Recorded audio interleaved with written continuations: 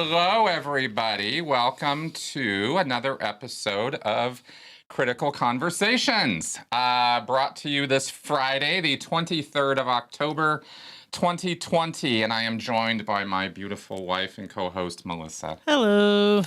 Hey, everybody. I think we got sound. I think all is good. Yeah, here we go. Everything sounds good to the audience. Live from Denver, it's Friday night. And boy, what a week. Oh, geez. I don't know about you guys, man. I definitely got a little bit of that election exhaustion going on. And I am just get it over certainly, with. right? And I am certainly... Hey, Henny. Hey, everybody. I loved seeing all the highs from everybody before the show. And again, thank you for that super chat. That was awesome before the show even started. We definitely enjoy the super chats. Okay, now let's see. What a week. Study-wise, I guess we're going to talk about a few things Scientological this week because there has been some news, and actually it's really kind of interesting timing because there was a story this week on Tony Ortega's blog, I think it was a couple days ago, about what happened today, and it got me thinking, and I went, oh yeah, religious arbitration. Let's go ahead and talk about that. And so I put that up, and then today, breaking story on that same line with Valerie Haney's case, and we'll go into some of the specifics of that and what that's all about and what that has to do with this concept or idea of religious arbitration here in the United States. And it's not just a United States thing. This is a worldwide thing. I was reading about it today in Canada and the US, law about this, how long it's been going on, etc. Like I said, I got some things to share with you guys. Thought that this end of the week sort of wrap up might be a good time to talk about how schooling's going. Melissa can tell you it's been going very stressful. Friends in my life can tell you it's been going very stressful because I keep dumping on them and trying to, rant and rave while trying to buckle down and just get to work and stop whining. But I can't really help myself. When I feel a certain way, I want everybody else to know about it too. So, yeah, of course, we will definitely get to the definition of religious arbitration. Sorry about that. So schooling's going well. We have been covering domestic violence in the last couple weeks and its relationship with coercive control and laws on the books and proposed laws on the books. Currently just bills or acts going through the House over in the UK on the subject of coercive control, on the subject of domestic violence and interpersonal violence and that sort of stuff. Not a fun topic. Not a fun topic to learn about. Certainly not a fun thing to experience. Intimate partner violence and that sort of thing is really, really nasty, dirty stuff. And it ends up, tearing families apart and messing with people in very significant psychological, emotional, economic, and physical ways. In the same way, as we have said for years, that destructive cults do. Dynamics of the relationships and the abuse and the methods of control, the isolation, the intimidation, the straight up control tactics, very, very similar, if not exactly the same as what goes on in cults, is what we see in these one-on-one, what we call one-on-ones, these relationship situations of abuse, of domestic abuse and violence. So I am learning about that. I am sure that that will be a topic of future content on this channel for sure, because I've got a lot of things to say about it actually, but I want to learn a bit more about the modeling and the work that's done on this and the statistics and all of that before I start mouthing off about all of it. So there's that. So that's what we have been, that's what we have been covering this last couple weeks. And then, of course, in the research methods module, I am buried in statistics and am clawing my way out of the pit of despair and the cliffs of insanity. I've considered jumping off of the cliffs of insanity a couple times. I think that's a Princess Bride reference. Yeah. Because, man, statistics are challenging. So yeah, so that's a thing. I don't want to spend all evening whining about it. I actually could. It's true. What I will say is that I did have an interesting thought process this week about it that I thought you guys might be interested in, and it was illuminating for me as well. And that was that I was a course room supervisor / educator in the Church of Scientology for years. I stood in a room with students who studied L. Ron Hubbard material, and I made sure they understood that material. That was my job. It wasn't just to push people through classes, it was to make sure they understood it. And I did take my job very seriously. Yes, I wanted the statistics. Yes, there was the pressure and the heat and the demand and the nonsense. And yes, the subject matter was even ridiculous. But the education, my efforts to educate people were not ridiculous. They were very sincere. And I learned quite a few things over the years, as anyone would. I'm not claiming special knowledge here. When you are sitting down one-on-one with somebody just like this and having to handle or deal with their confusions. Right. You know, they raise their hand, they got a problem, you got to deal with it. And you're not done until this person is totally happy that they understand that material. Now, I obviously, as I've gone over in my talks on this, in Scientology, you do have the problem of beating the person over the head with a dictionary and making them do things in clay and do some weird stuff. And the dial is always up to 11 on the misunderstood words. And it, you know, it has to be that.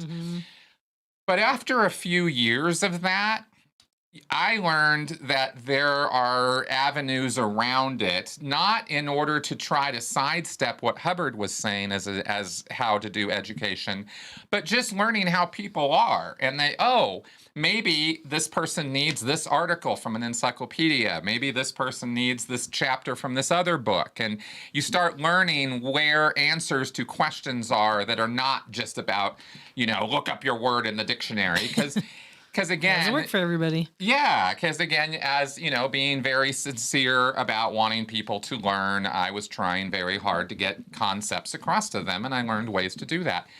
And the only reason I'm harping about this is because that is not the way things are in a university. And so it was a little bit of a shock to me, and I wasn't quite sure until this week why some of it was such a shock to the system. And I realized, you know, again, onion layers, again, figuring out, you know, the process of going from this very cultic, very intense, very extreme world experience of Scientology to the bigger, wider world where things are a little loosier and goosier.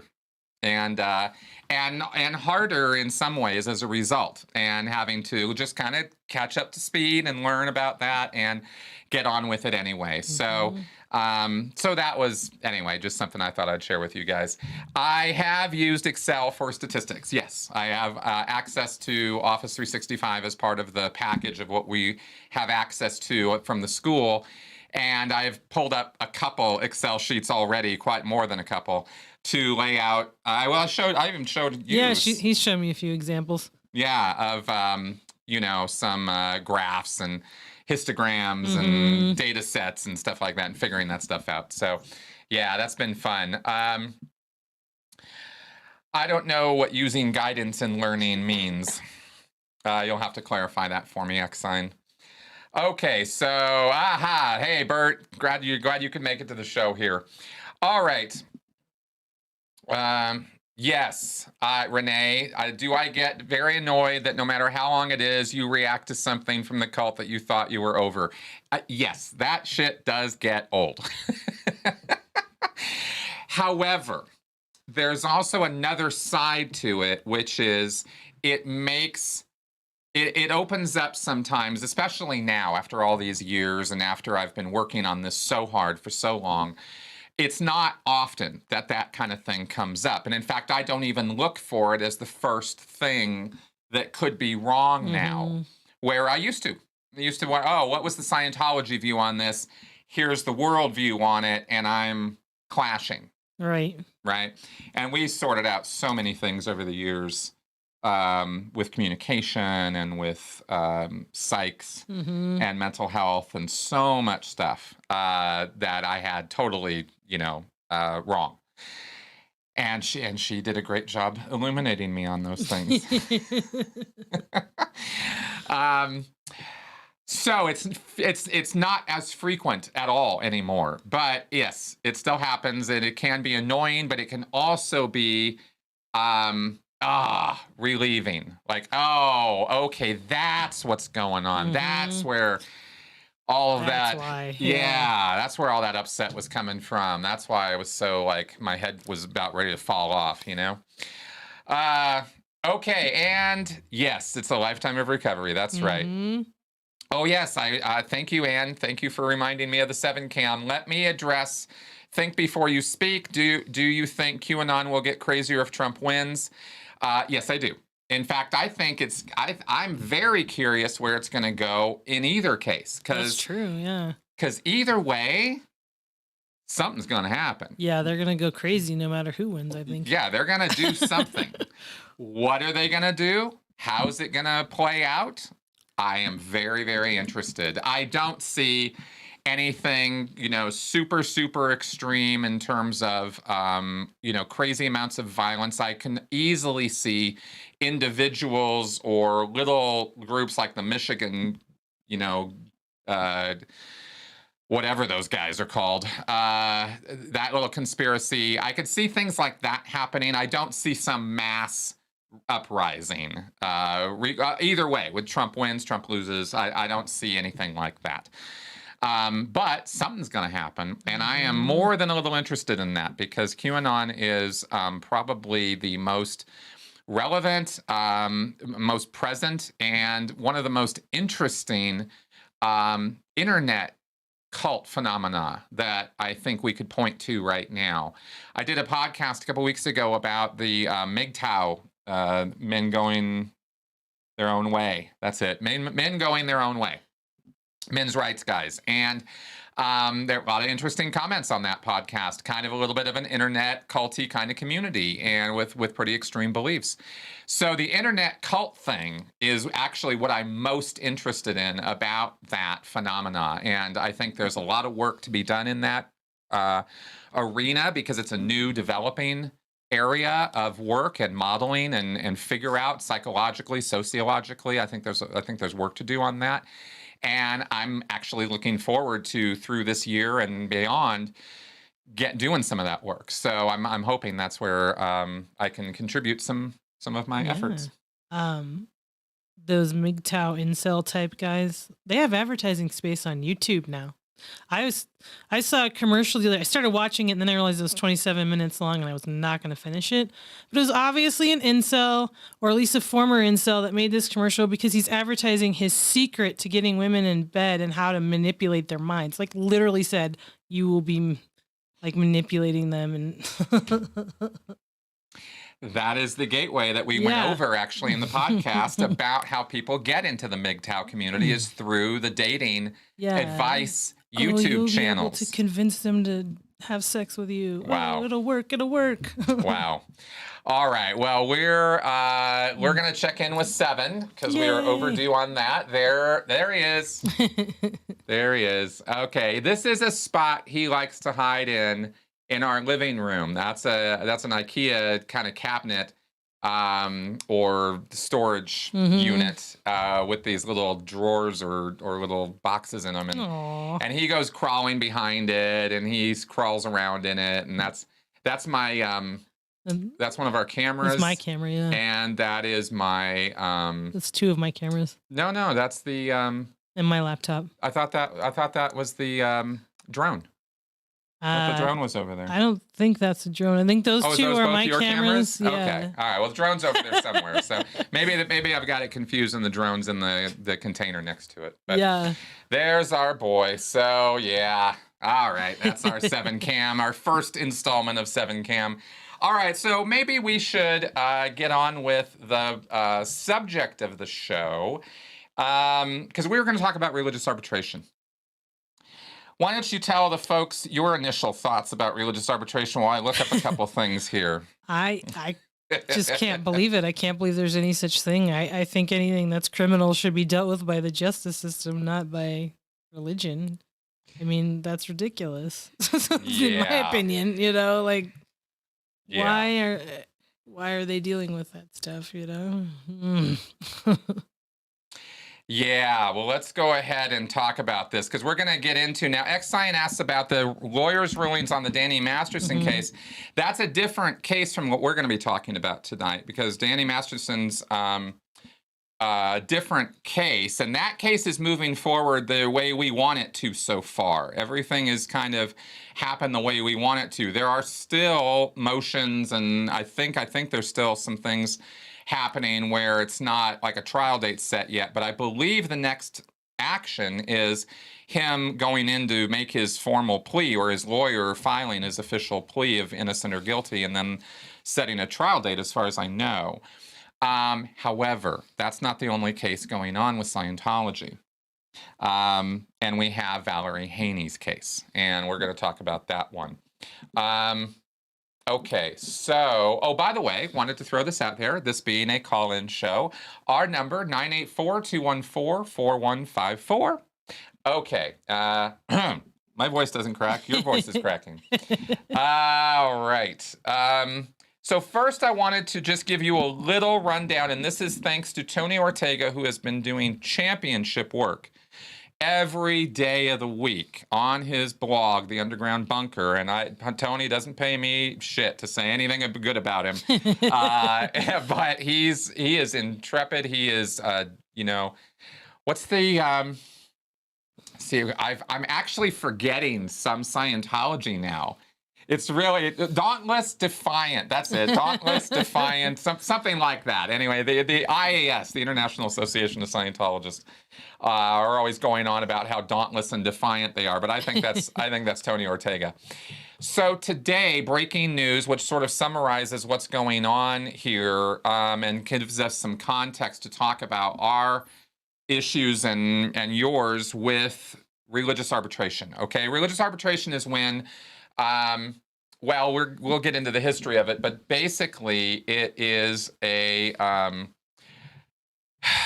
private or non-public, maybe I could put it that way, judgment court or moderation or panel or whatever as I'll read to you, it's whatever you want it to be, as long as it's contracted and agreed upon by both parties that this is how they're going to settle their conflicts or dispute and resolve it, including awards of damages that could be given by such tribunals, arbitrations, courts, whatever name you want to give to it. Okay, so it's not an official case in a court of law, as we understand that from Law and Order and, that the police are doing.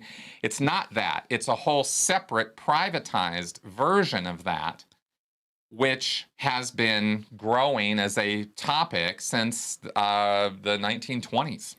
So they both have to agree to it. How does it? I mean, do you agree to that in the beginning when you first joined Scientology? That's exactly what you do. Okay, so yes. It's not later when you're actually, okay. No. That's where they get you. Precisely. That's exactly where they get you. And as, again, another plug, as Jeffrey Augustine has put up on the Scientology Money Project site, there's contracts. Scientology is all about the contracts. And when you start coming into Scientology, you are going to be signing legal contracts in order to play, in order to get through the gates and do the courses or do the auditing. You got to sign away certain rights you have. And agreeing to religious arbitration is an all too common right to a court, to a trial. You're signing that right away when you sign over to agree to arbitration. And this is not just in religious circles that this has been a growing problem or issue or thing, but it has also privately, which is one of the things about it that is so disturbing. Now, Valerie Haney specifically is an ex-Sea Org member who worked at the Gold Base at INT and in San Jacinto. And here's what Tony wrote this morning. I'll just read it real fast so we've got the context clear. Valerie Haney's long-shot petition for a writ of mandate has been turned down by California's Second Appellate District. And so now, if she wants to appeal the lower court ruling that derailed her lawsuit, she was suing the Church of Scientology. And I'll go into some of the specifics of why, but she was really going after the church. And that lawsuit was a civil lawsuit, not criminal. It's not criminal charges. This is a civil lawsuit alleging criminal activity and asking for civil damages for that criminal activity that she was subjected to, the abuse, the nonsense. And as a Sea Org member, as a personal staff member to David Miscavige himself, she was subject to abuse, and she had to escape in the back of a car in order to get out of there. So she brings a lawsuit, and they dismissed the lawsuit because they said, look, you signed this contract saying you would agree to in matters of contention with the Church of Scientology, you agreed that you would do religious arbitration under the purview of the church itself. And, this is one of the most dangerous things, just to comment on this real fast. This is one of the most dangerous things about being or getting wrangled into a destructive cult like Scientology is when you're in the honeymoon phase, these people can do no wrong. Everything they touch is just honey and gold and butterflies and rainbows. And when you're in that headspace, man, you will sign anything, you'll agree to anything, because these people have your best interests at heart. It's all so wonderful. It's all so great. These are my friends. The Sea Org, we're going to save the world. Everybody's on the same team. Yeah, I love the church. They'd never do anything to me. And then here we are. Right now, when you find out that they've actually been abusing you all this time, and you finally wake up from that and get away from that abuse, and we're talking real coercive control, real abusive stuff, right? Food deprivation, sleep deprivation, physical torture, emotional blackmail. I mean, there's a litany of things we could talk about with this. It's all been laid out already in Scientology in the Aftermath, and ad nauseum on my channel. So this litany of abuses, you now go, oh, wow, I need to do something about this. This is wrong. Somebody should stop these people from doing that to other people. And this is the result, right? Because you signed that piece of paper and you signed your rights away, you have no more rights. Ugh.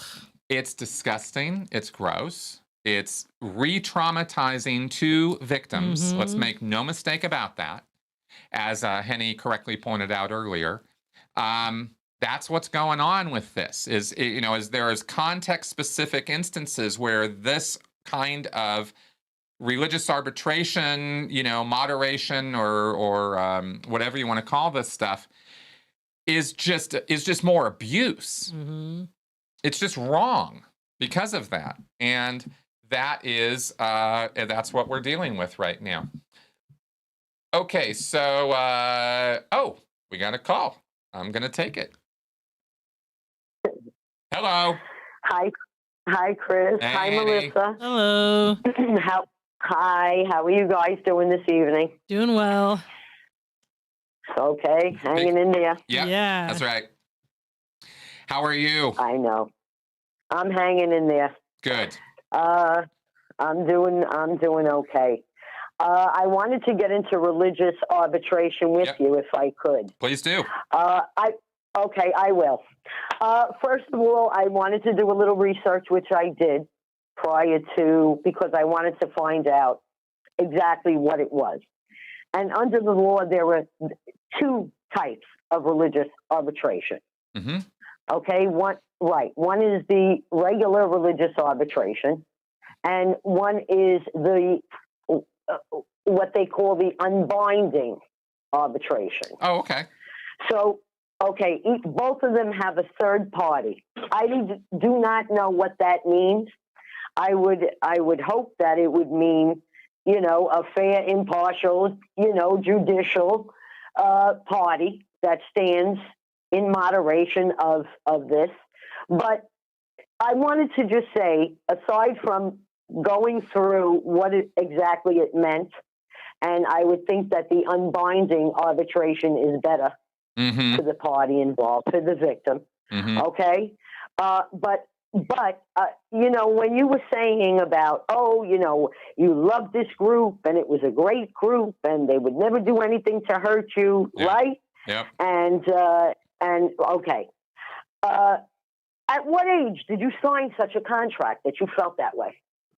Multiple ages, but starting at 15 years old with my parents' signature on the dotted line also, Okay. because they were Scientologists. Okay. Well, Yeah. you know what? That has nothing to do with you. You were a child. Oh, of course. And to Of make course. a child sign a contract of such absurdity Yeah. is beyond belief. Yeah. It really was. Okay. And that was just to do that's number services, one. mind you. That was just to do some classes and some auditing. Now, we're not even talking about the staff contract. Wow. Right? Which I signed when I was 17 with parents' approval. But then I could only imagine. Yeah. Lots of contracts. Lots of them.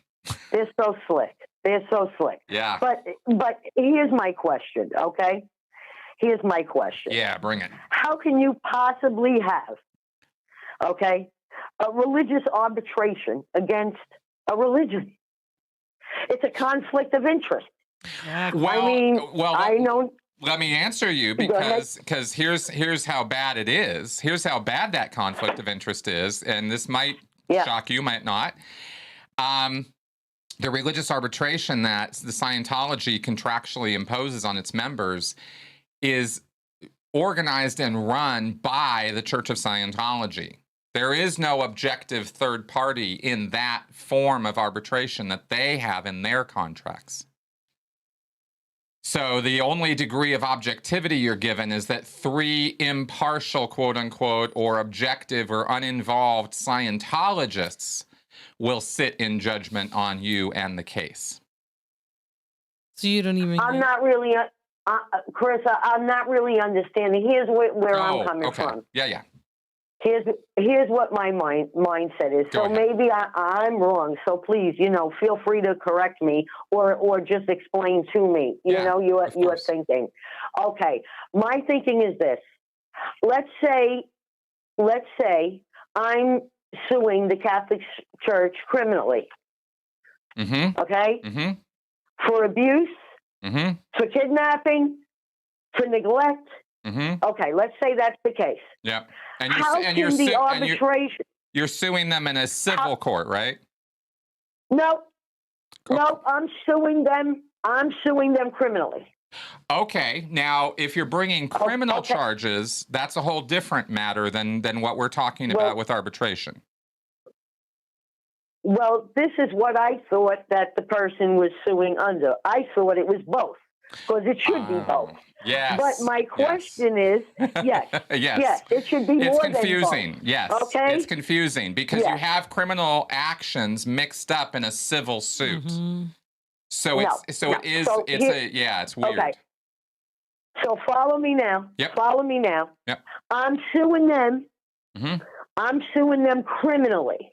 Okay. How can it possibly be that they would be the judge and jury of my suit against them? Right. That is not possible. What do you think they're going to say? You should be right about that. You should be right. Yes. It should be that you're right. We did all these horrible things to you. We're so sorry. Yeah. How can we possibly repay you? It's never going to happen. How could that possibly even be brought up? Right. Right. That is actually what you have literally just cut to the heart of the matter before I've even briefed on all the specifics of it, which is great because that's exactly the point is how is that possibly okay? Right. But the horrible truth, Henny, and everybody out there is that it's actually completely okay with the legal system as it stands right now, that it be this way. Well, let me tell you something. Just to give you a little bit of information, okay? Sure. Do you get AM radio? AM radio? Yeah. Okay. On Wednesdays, here in the Bronx. So you got to go from where you are, right? From two to three. It's 1 hour, and it's a judicial show online every Wednesday. Okay. And this is a lawyer who has been around the judicial system for more years than we've been on this earth. Mm-hmm. So what? Yeah. So I'm going to find out.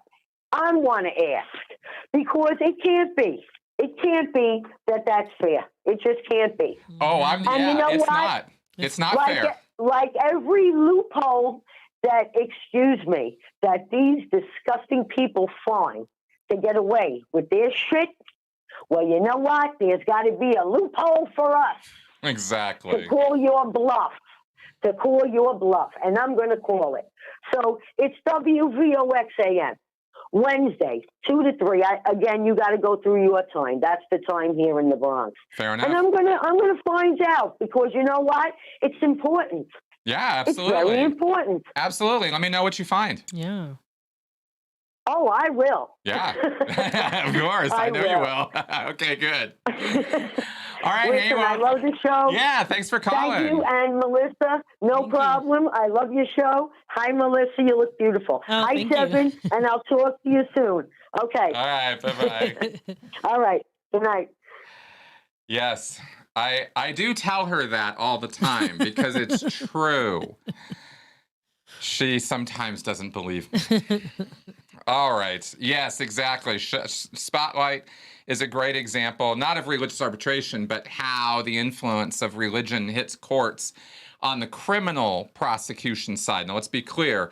Spotlight, was putting that spotlight on criminal activity that the Catholic Church priests were involved in, and the cover-up of that criminal activity there, and the way that the church put a stop to not just criminal prosecution, but also lawsuits as well, or paid people off before they would even get around to suing the church, so that they could keep it hushed up. And this became this whole little cover-up operation that they ran for decades.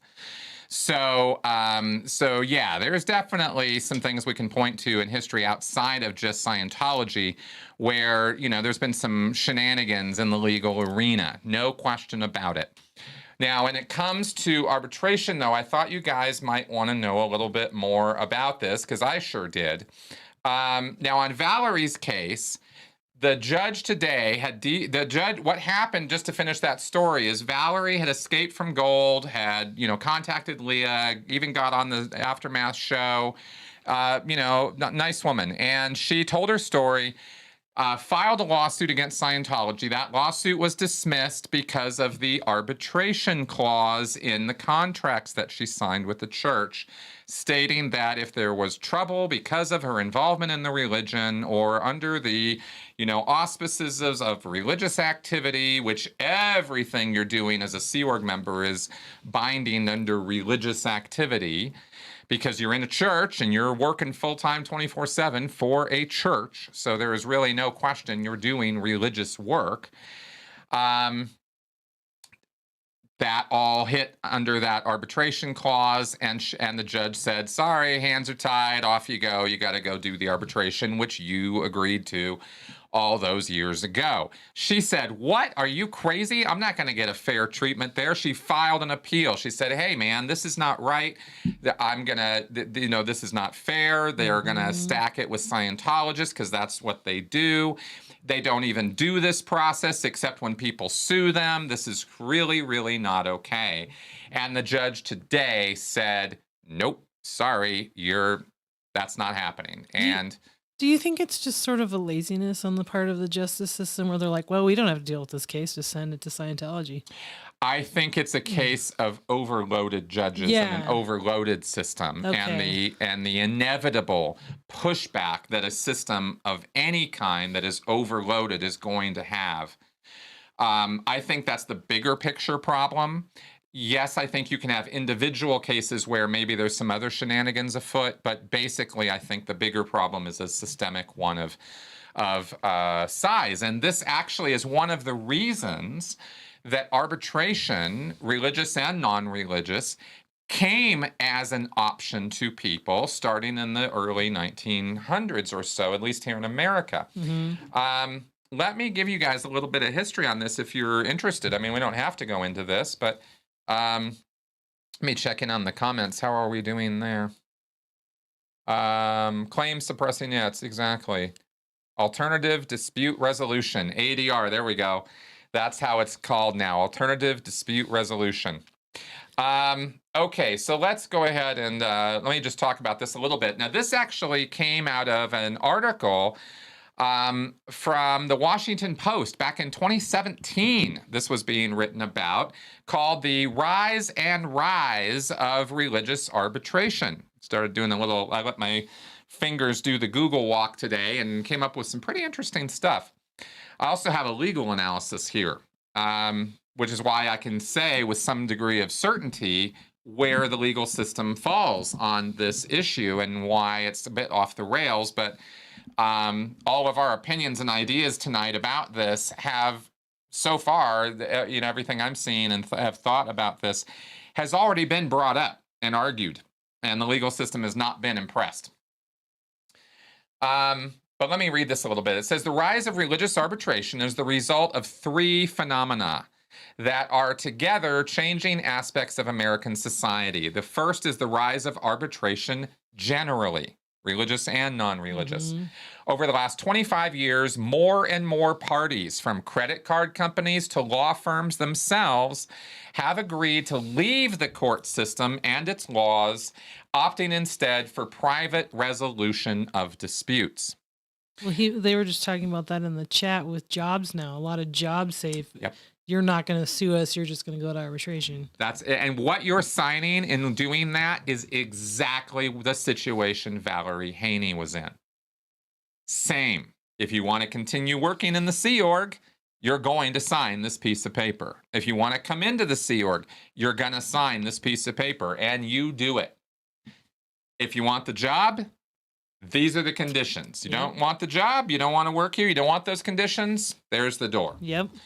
And when you're looking for work, or, as I mentioned before, in the cult headspace, maybe you don't think through the unintended consequences of that decision as much as you should.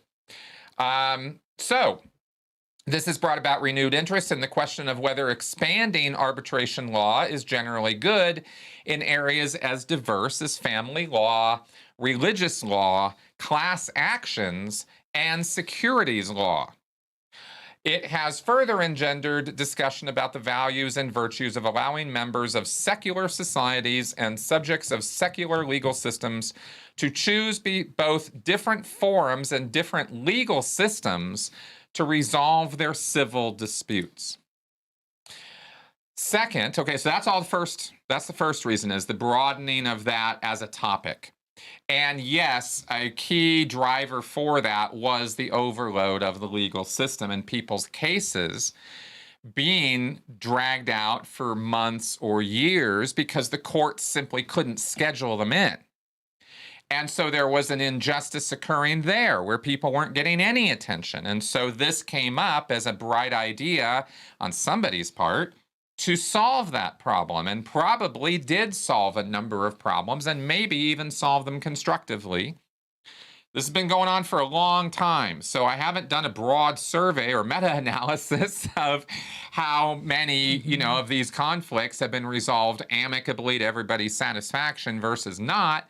How many are religious, how many aren't? I don't have those figures, but we do know that this is why this has happened.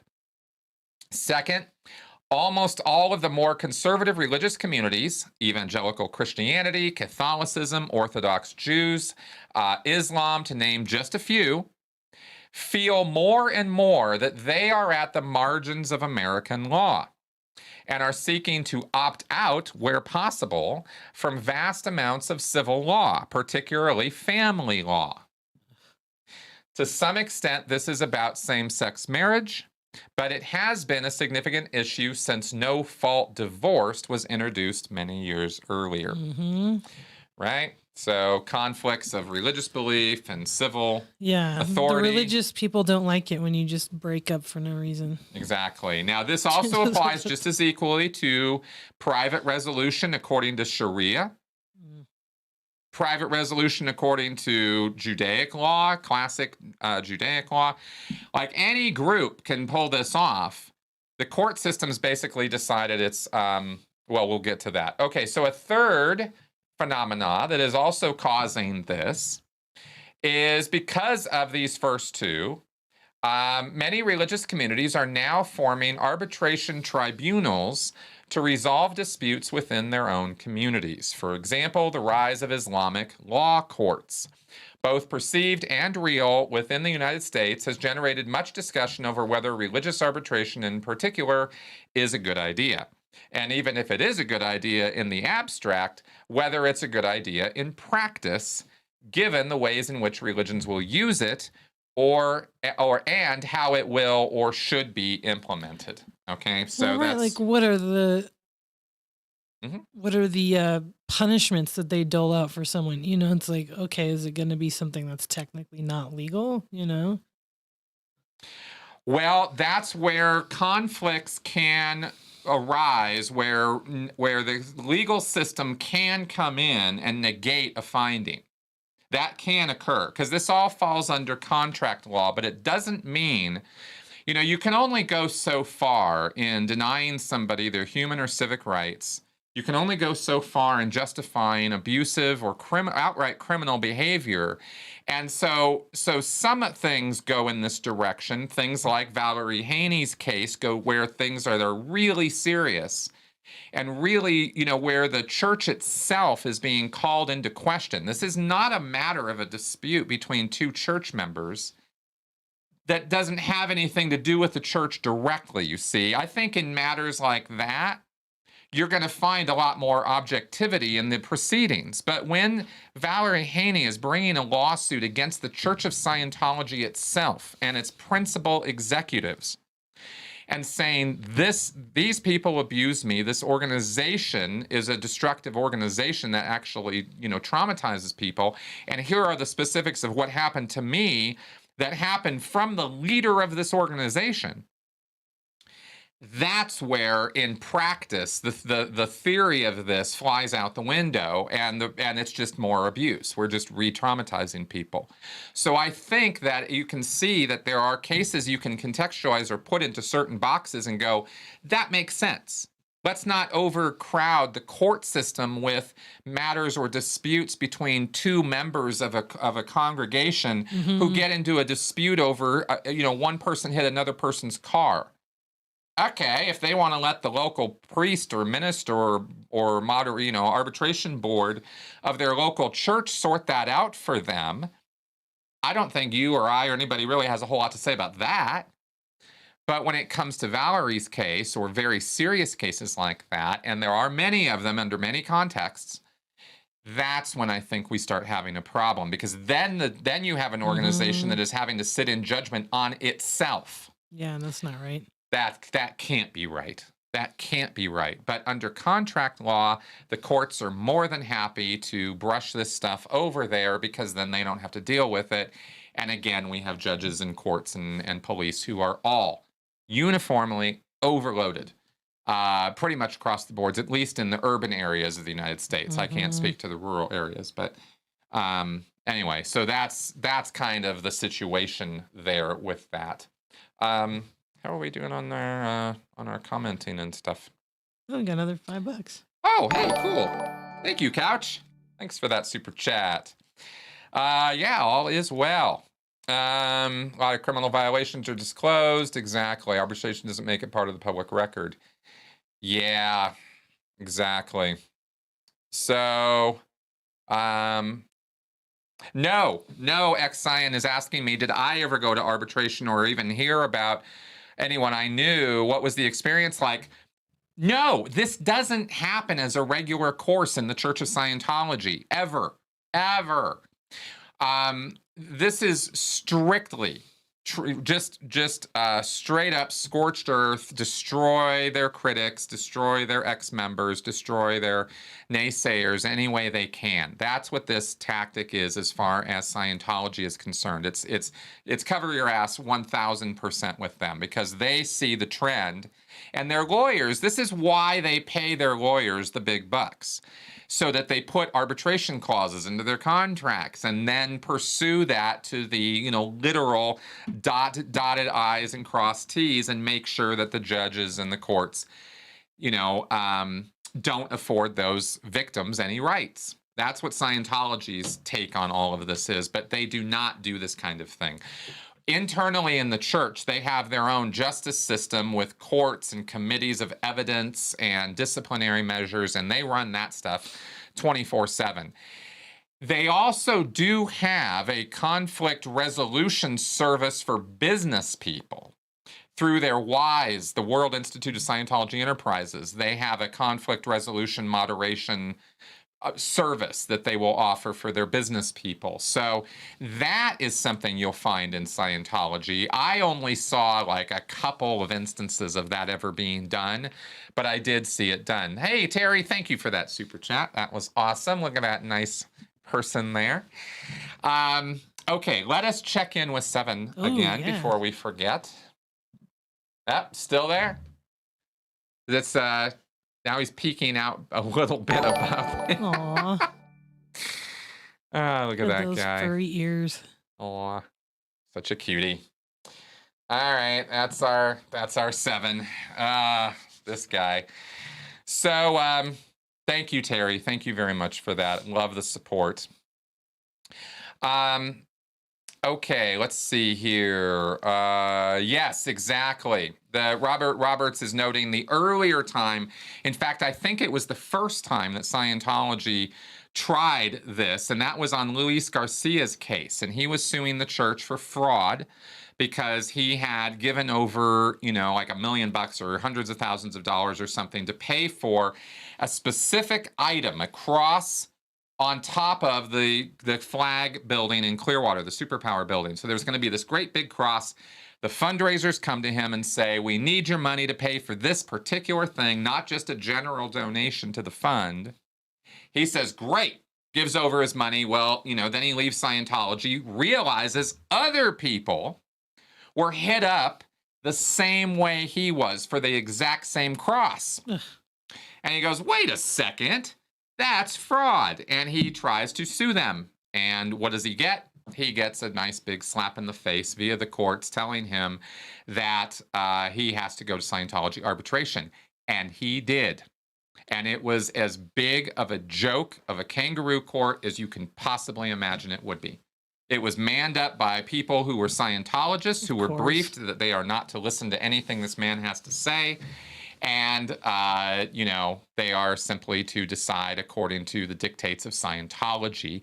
Because remember, when you're following an arbitration, when you're put into a religious arbitration, the law is not what's used to judge the rightness or wrongness of your actions. The church's laws are what are used. And again, the courts are okay with it because you signed a contract saying you were okay with it. So, somehow coercive control and undue influence, which is a contract business concept, really needs to come into play here. And I haven't seen that argument forwarded in any way legally. I have not been impressed by this legal team that was put together to go after Scientology after the Scientology and Aftermath show. No hit on any individual. It's just the results speak for themselves, and there are no results. They're flubbing it badly. And I think there is a serious case of undue influence that could be made here in terms of the validity of those contracts. Now, I'm no legal expert, so of course I can only mouth off about that. But my understanding of American law that actually would go in a direction of, getting into a person's headspace as far as, were they of rational mind and fully understanding, free of any influence, what the consequences of their actions in signing that contract were. There's possibly an avenue of defense or approach there, right? So maybe that might be one way that this could be addressed, because let me tell you guys about one other thing about this that I found today. And this was when I was doing some literature search. And I found this, this legal paper that was written up by a legal scholar about religious arbitration in the United States and Canada over history, and arguments against religious arbitration. I just wanted to read a little bit from this. This is formal, but not really legalese. I think you guys will track with this. So this part discusses, and it's just a paragraph, this part discusses arguments that may be made against religious arbitration. It first considers the arguments that have traditionally been made against religious arbitration. These are the lack of substantive protections for certain parties, particularly women, and the lack of procedural protections, for example, the dangers of arbitral bias, right? In other words, it's the church doing it, so clearly there's going to be bias there. So these are two key arguments that have been made many times against religious arbitration is, hey, these guys are, churches in general, we have to say, Abrahamic religions are generally a bit misogynistic in their dogma. Whether you agree with that statement or not, it's, I can make a good case for it on any of these religions. And but that's a separate matter. So I'm just going to say that I'm not the only one who said that or ever observed that. And cases have been brought saying, hey, these women are being mistreated by this group, and now this group is going to judge whether that mistreatment was right or not. What? Right? And this kind of crap goes on. So, so that's been an argument, and again, the bias. So it's to continue reading, it says, it shows why these arguments are not legally sufficient to undermine the status of religious arbitration in either the United States or Canada. It then suggests a stronger argument against religious arbitration based on the constitutional right to the free exercise of religion. So they have a little loophole that they're not loophole, but an attempted argument against religious arbitration based on religious freedom, which is interesting. But it's a kind of a difficult, complex legal argument, so I'm not going to read the whole thing right now because that's not what we're doing. But I will throw in the show notes tonight, when I post this later, I will post a link to this article if you guys are interested in seeing it. So anyway, what I wanted to read to you guys there from was that legal analysis saying these arguments have already been made and no one cares. So as outraged as we are about Valerie Haney's case, she doesn't have recourse to a fair and just system like a jury or even a judge who's going to listen to a thing she has to say. It has already been decided and then decided again. And out it goes. And that really sucks. I don't know how else to describe that. I'm just so tired of Scientology getting away with everything. Yeah. Xen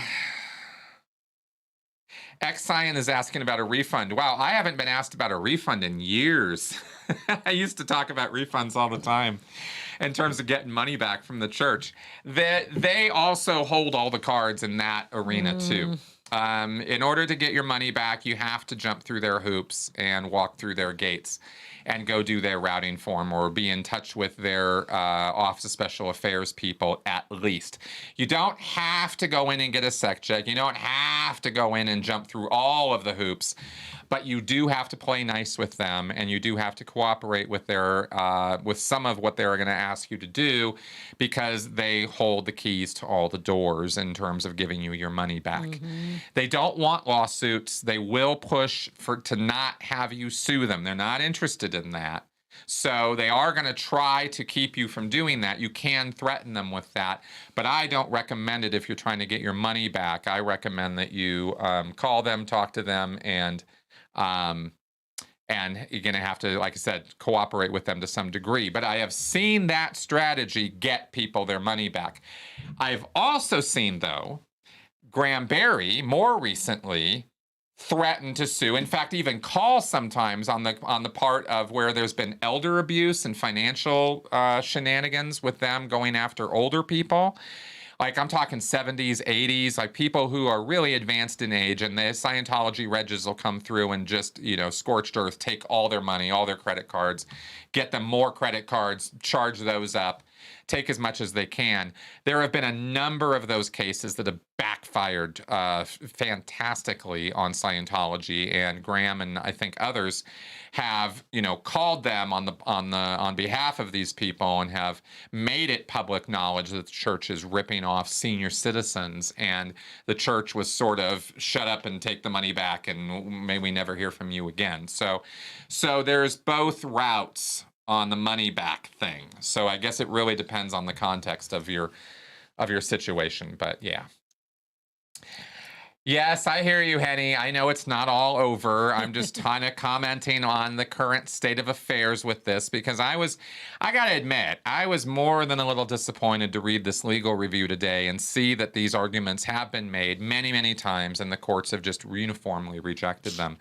I'm not happy about that, and I can't pretend to be, because we need a real sea change in this country, in the United States, on religious authority in our courts. We just do. The churches get away with too much in this country under the First Amendment, or under the threat of the First Amendment, even. Right. I had Marcy on this show. She's a lawyer from Child USA. She was on Scientology in the Aftermath. I'm sorry, I'm forgetting her last name right now because I'm a horrible person. But she said, look, it's really not the First Amendment that's protecting these guys, but they've run such a wonderful and effective public relations propaganda campaign for so many years that they've got everybody convinced that the First Amendment protects them from, criminal statutes as well as civil statutes. And so far on the civil side, we've seen failure after failure after failure, when people take on Scientology that way. But as we're seeing with Danny Masterson, there is finally some justice happening. Hopefully it will continue in that vein, and we will see Danny Masterson's ass in jail. Not all the women that accused him were in Scientology, right? Or No. were they? Okay, No. that's good. So then they can't be like, oh, you're going to arbitration. Yeah, no, but they've got all their bases covered as far as how they're trying to dismiss these people and all that. Anyway, okay, guys, so those were the points I wanted to make about it. I was kind of hoping we'd have a few more calls because I wanted to hear from you guys on it. I, of course, don't have a problem filling dead airspace. Telling Melissa the other day, I keep asking her to just Budinsky on me, but when my mouth gets running, she's sometimes hard to do that. I don't make it easy. I know.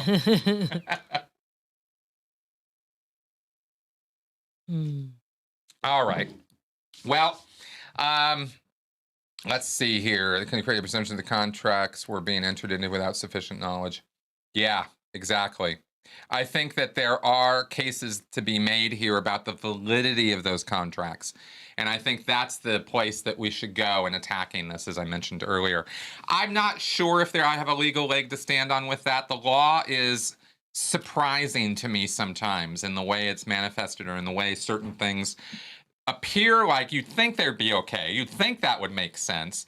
But then legally, it doesn't make any damn sense at all. You can't do it. You can't execute it, or there's some other regulations about it or whatever. So, yes, Henny, the times they are a-changing. That's right. Contract law. Oh, boy. No, I'm not trying to fill dead space. I was trying to make the point that I am very successful at filling dead space. I don't think I have dead space that I have to fill on my show, is the point.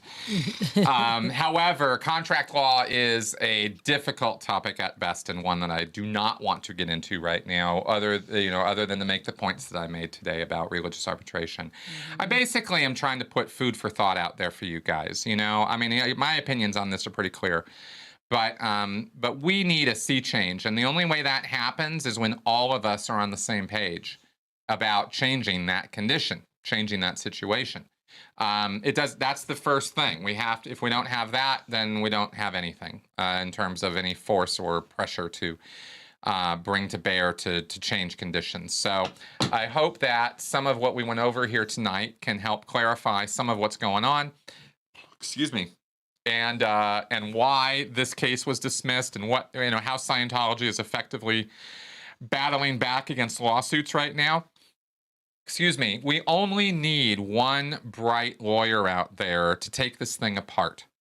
Now, whether it's through my suggestion of attacking the validity of the contract through undue influence or some other legal strategy or maneuver, I don't really care.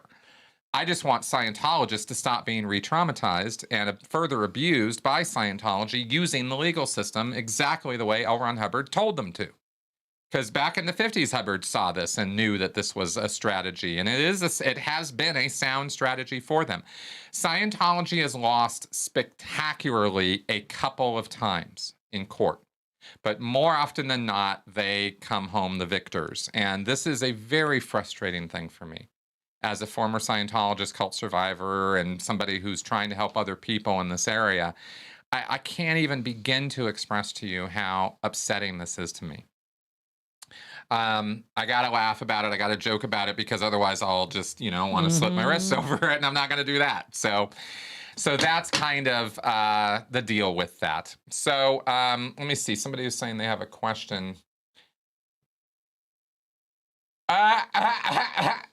What's the best way to ask, do fish swim on the comm course? Deliver it as a comm line with a hook and sinker. All right. I think the pressure, so you're finding people from what you're doing. Yeah, exactly. I think you're right.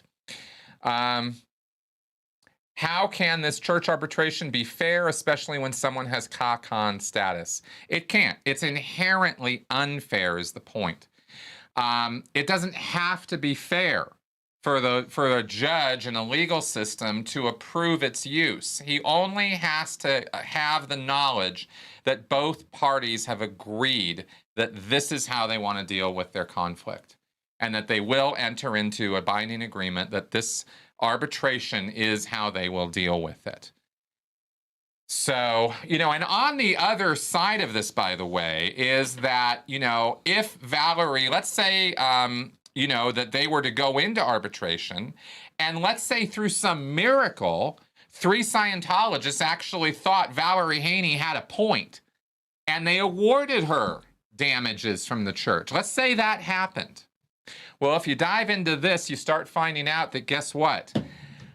It's awful hard to collect on an arbitration decision. So that's pretty wild. Now, I glanced over and I was just wrapping up, but then it looks like we've got a couple calls, so I'm going to take these. Hello, is this Glenn? Hey, good to talk to you, Chris and Melissa. How are y'all doing? Good. What's up?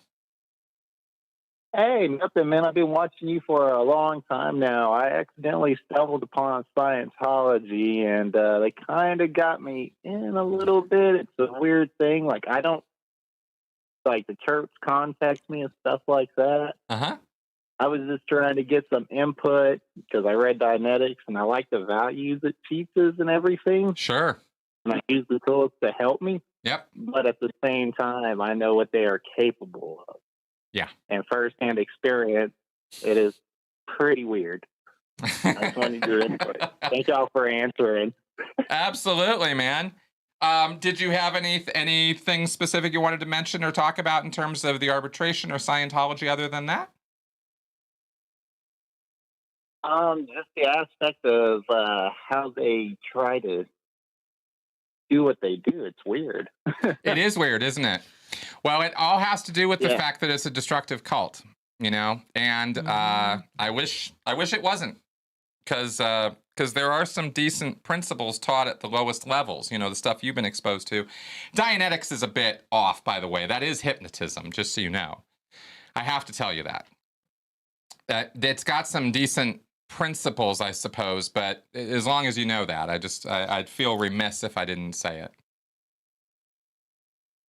Yeah, I understand that end. Yeah. So just something to be a little cautious of. Trance induction is It's something we all have happen to us on an almost daily basis, but you want to be aware of the fact that that's happening to you when you're in that kind of a situation. So just a little bit of advice there. Yeah, because they've been inviting me to the local little orgs and stuff like that daily, constantly, and stuff like that. I'll bet they have. Is that, do you mind saying where you are? I'm in Central Texas area. Okay, cool. Did you see my podcast with Kat? Yes, I did see that one. Okay, cool. Just wanted to make sure. Cool. Thought it might be of interest to you. All right, man. Well, thanks for calling in. All right, thank you, bud. All right. Bye-bye. All right, and we have another call here. This is Joel. Let's see here. Oh, yes. Going to ask about the boys. Hey, Hello? how's it going? Hey, Joel. Welcome to the Hello? show. Hi, thanks so much. I want to first off thank you for all the work you do and all the research you do. It's always really interesting watching your videos and like learning some really interesting things and things I wouldn't think of. Awesome. And Yeah. and when I was a younger person, I used to look down at Scientologists like, oh, look at those dummies, blah blah blah. But now I'm like, no, they're actually pretty intelligent people for the most part, So. Yeah, it's true. And just kind of hear a little more about the actual experience that you guys went through. So thank you for your work. Absolutely. You're welcome, man. Okay. And, I was just going to see if you saw the second season of, Yes, we did. Boys, yeah. The Yeah. Boys. Okay. Yeah, we were avoiding spoilers last week, but Yeah. I'm okay on talking about it this week. Scientology gets nailed in that episode, in that show. Oh my God. Oh, nailed. I loved it. What do you think?